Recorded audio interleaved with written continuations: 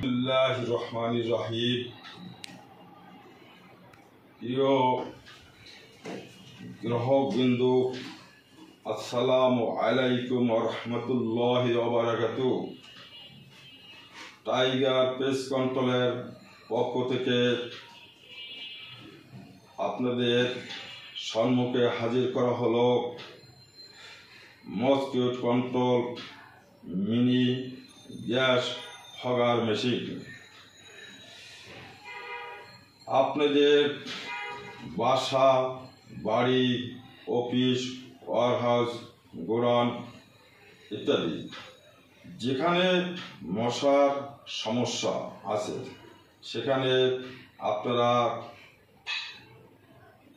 Mini gas cylinder fogger machine দিয়ে মসকিউট control করতে পারেন। আপনারা দেখতেছেন আমার সামনে একটি বক্স আছে। এই বক্সে আপনারা দেখেন যে মেশিনটা আপনাদের দেখাচ্ছি কিভাবে। আমি এই কার্টনটি খুলে ফেললাম। খোলার পরে আপনারা পাবেন এইভাবে একটি ক্যাটালগ, যে ক্যাটালগে মেশিন কিভাবে ব্যবহার করতে হয় সেই বিধিমালা এখানে আপনারা পেয়ে যাবেন। আপনাদের এখন দেখাচ্ছি যে এই যে মেশিনটি বের করে কীভাবে মেশিনটি ব্যবহার করে সেই পদ্ধতিও আপনাদের দেখাচ্ছি।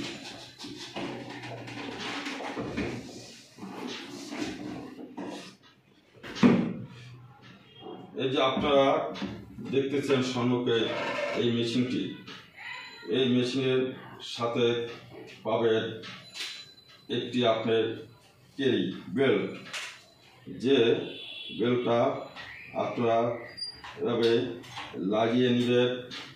আপনাদের ব্যবহারের সুবিধার জন্য এই বেল্টটি দেওয়া হলো। এভাবে বেল্টটি লাগিয়ে নেবেন। লাগিয়ে আপনারা এই মেশিনটি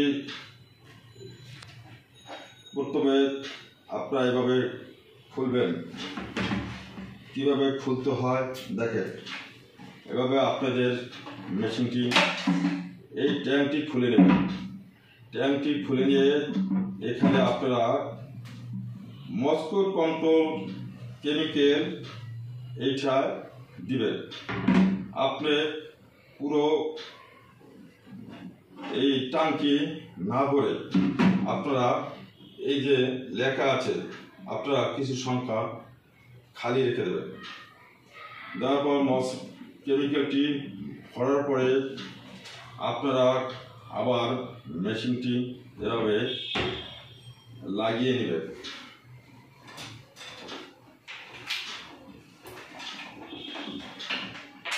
এভাবে লাগিয়ে নিয়ে আপনাদের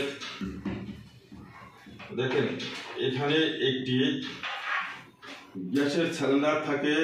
সেই সিলিন্ডারটা আপনি এখানে দুটো ঘাট আছে, একটি ঘাটের সাথে বাজিয়ে যখন একটু মুড় দিবেন আরেকটি ঘাটের সাথে আপনার বেজে যাবে।